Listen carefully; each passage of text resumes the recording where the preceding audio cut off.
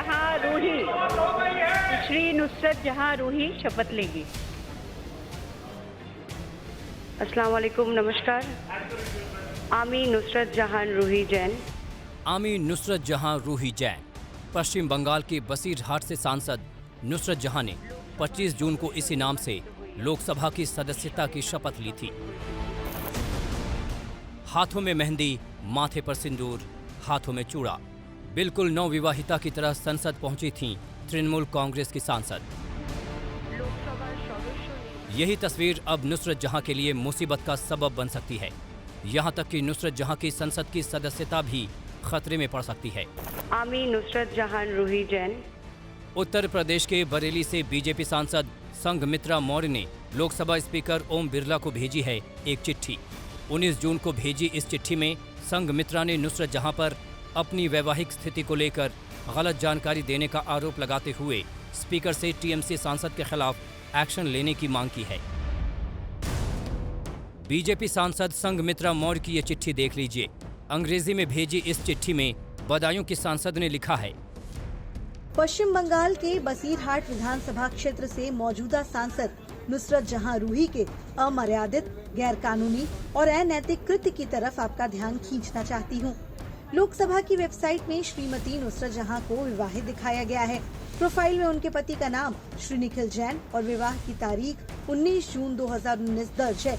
यहाँ ये बताना जरूरी है कि वेबसाइट पर जो जानकारी दी गई है वो संबंधित सांसद की तरफ से दी गई सूचना पर आधारित है। इसकी तस्दीक इस तथ्य से भी हुई कि 25 जून 2019 को अपने शपथ ग्रहण समारोह में उन्होंने अपना नाम नुसरत जहां रूही जैन बताया। शपथ समारोह में वो नवविवाहिता वाले शादी के जोड़े में पहुंची थी। जब कुछ मुसलमानों ने गैर मुस्लिम से शादी करने और सिंदूर लगाने को लेकर उन पर हमला किया था तो पार्टी लाइन से ऊपर उठकर सांसदों ने उनका बचाव किया था। अगर मीडिया रिपोर्ट्स पर यकीन करें तो नुसरत जहां की रिसेप्शन पार्टी में पश्चिम बंगाल की सीएम ममता बनर्जी भी शामिल हुई थी। लेकिन एक नाटकीय घटनाक्रम में 9 जून 2021 को श्रीमती नुसरत जहां ने एक बयान जारी कर अपनी वैवाहिक स्थिति को मिथ्या करार दिया। यानी वो स्वीकार कर रही हैं कि उन्होंने लोकसभा सचिवालय को गलत जानकारी दी। चिट्ठी में आगे क्या लिखा है वो हम बताएंगे। पहले लोकसभा की वेबसाइट पर नुसरत जहां का परिचय देख लीजिए। मैरिटल स्टेटस में साफ लिखा है मैरिड, यानी विवाहित। विवाह की तारीख भी 19 जून 2019 दर्ज है। साथ में पति का नाम श्री निखिल जैन लिखा है। बताने की जरूरत नहीं कि नुसरत जहां की तरफ से दी गई जानकारी के आधार पर ही लोकसभा की वेबसाइट पर ये जानकारी दर्ज है। नुसरत जहां के खिलाफ अब इसी को संघमित्रा मौर्य ने हथियार बनाया है।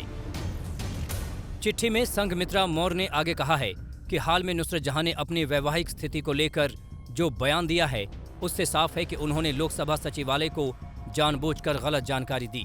इस तरह वो अनैतिक, गैर कानूनी और अमर्यादित कृत्य में शामिल हैं। जानबूझकर गलत और भ्रामक जानकारी देना मतदाताओं के साथ धोखा है। इसलिए नुसरत जहां के खिलाफ लोकसभा के संबंधित नियमों के तहत समुचित कार्रवाई हो अथवा इसकी विस्तृत जांच के लिए मामला आचरण समिति को भेजा जाए। टीएमसी बीजेपी का 36 का आंकड़ा ढका छिपा नहीं है। ऐसे में इस चिट्ठी को जहां दो पार्टियों के घमासान के नजरिए से देखा जा रहा है, तो वहीं जिस तरह से यूपी की सांसद ने इस मुद्दे को उठाया है उसे देखते हुए इसके दूसरे मतलब भी निकाले जा रहे हैं।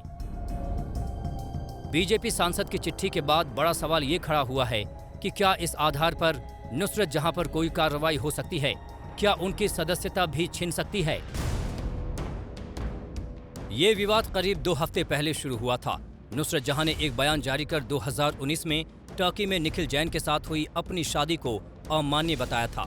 नुसरत जहां ने बयान में कहा था कि टर्की मैरिज रेगुलेशन के तहत विदेशी भूमि में होने के कारण उनका विवाह अमान्य है। सवाल उठता है कि नुसरत तब गलत बयानी कर रही थीं या अब? दिल्ली से हिमांशु मिश्रा के साथ आज तक ब्यूरो।